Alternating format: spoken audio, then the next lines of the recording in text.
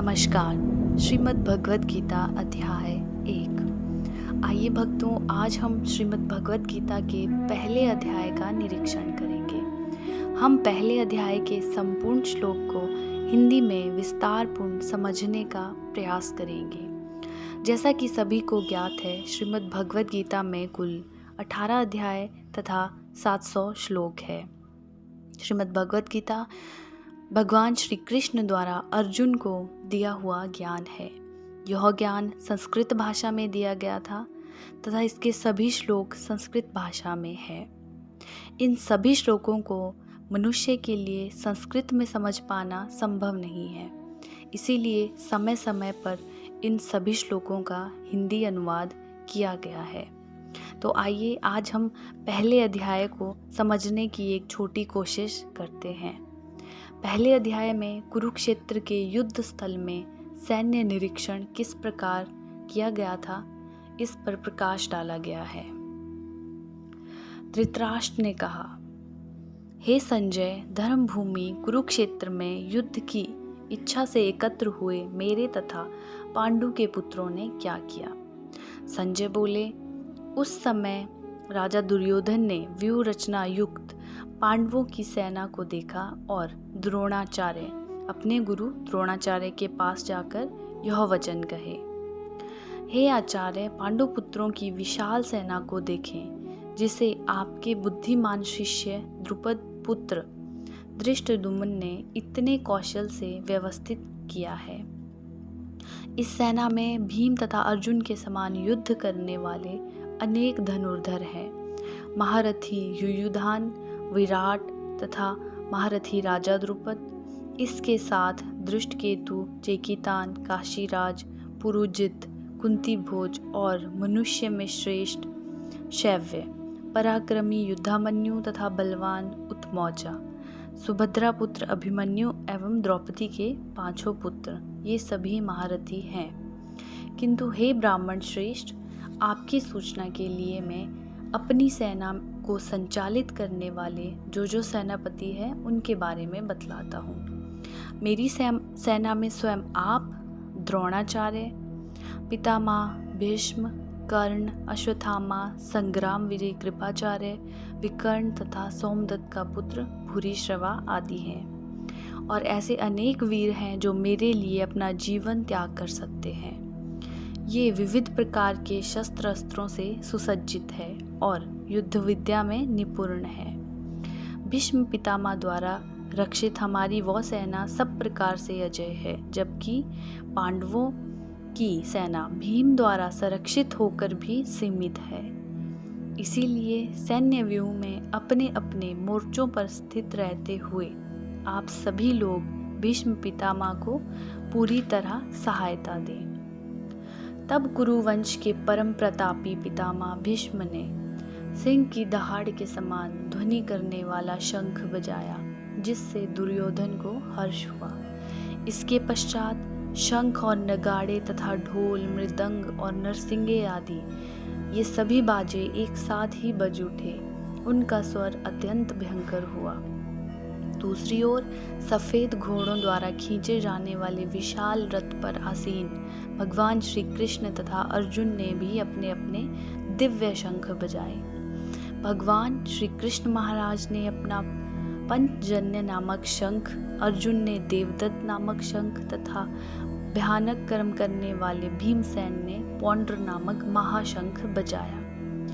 कुंती पुत्र राजा युधिष्ठिर ने अपने अंतर विजयी नामक शंख बजाया तथा नकुल और सहदेव ने सुघोष और मणिपुष्पक नामक शंख बजाए। श्रेष्ठ धनुर्धर काशीराज, परम योद्धा शिखंडी एवं धृष्टद्युम्न, विराट, अजेय, सात्यकी, द्रुपद, द्रौपदी के पुत्र तथा सुभद्रा के महाभाऊ पुत्र, इन सभी ने अपने अपने शंख बजाए।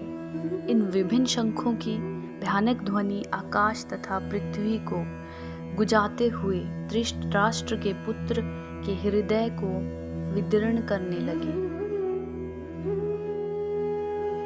उस समय हनुमान से अंकित ध्वजा लगे रथ पर आसीन पांडु पुत्र अर्जुन अपना धनुष उठाकर तीर चलाने लगे।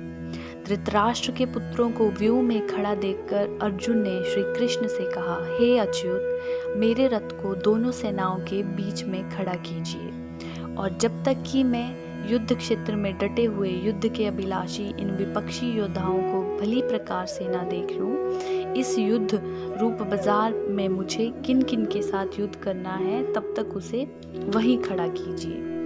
मुझे उन लोगों को देखने दीजिए जो यहाँ पर धृतराष्ट्र के दुर्बुद्धि पुत्र दुर्योधन को प्रसन्न करने की इच्छा से लड़ने के लिए आए हुए हैं। संजय बोले, हे भरतवंशी, अर्जुन द्वारा कहे अनुसार महाराज श्री कृष्ण ने दोनों सेनाओं के बीच में भीष्म और द्रोणाचार्य के सामने तथा संपूर्ण राजाओं के सामने उत्तम रथ को खड़ा कर इस प्रकार कहा कि हे पार्थ, यहाँ पर एकत्र सारे कुरुओं को देखो। अर्जुन ने वहाँ पर दोनों पक्षों की सेनाओं के मध्य में अपने चाचा ताऊओं, पितामहों, गुरुओं, मामाओं, भाइयों, पुत्रों, पौत्रों, मित्रों, ससुरों और शुभचिंतकों को भी देखा। वहाँ उपस्थित संपूर्ण संबंधी को देखकर कुंती पुत्र अर्जुन अत्यंत करुणा से अभिभूत होकर शोक करते हुए इस प्रकार बोले। अर्जुन बोले, हे कृष्ण, इस प्रकार युद्ध की इच्छा रखने वाले अपने मित्रों तथा संबंधियों को अपने समक्ष उपस्थित देखकर मेरे शरीर के अंग कांप रहे हैं और मेरा मुंह सूख रहा है। मेरा सारा शरीर कांप रहा है और मेरे रोंगटे खड़े हो रहे हैं। मेरा गांडीव धनुष मेरे हाथों से सरक रहा है और मेरी त्वचा जल रही है। मेरा मन भ्रमित सा हो रहा है, इसीलिए मैं अधिक खड़ा रहने में असमर्थ हूँ। हे कृष्ण, मुझे तो केवल अमंगल के कारण ही दिख रहे हैं। हे कृष्ण, इस युद्ध में अपने ही स्वजनों का वध करने से ना तो मुझे कोई अच्छाई दिखती है और ना ही मैं उससे किसी प्रकार की विजय, राज्य या सुख की इच्छा रखता हूँ। हे गोविंद, हमें ऐसे राज्य से क्या प्रयोजन अथवा ऐसे भोगों और जीवन से भी क्या लाभ?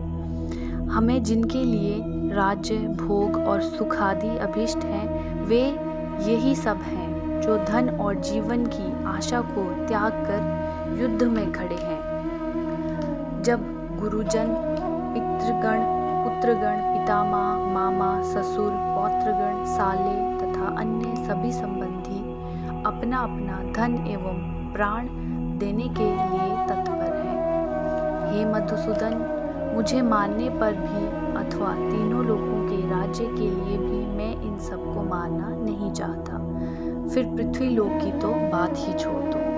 हे जनार्दन, धृतराष्ट्र के पुत्रों को मारकर हमें कौन सी प्रसन्नता मिलेगी?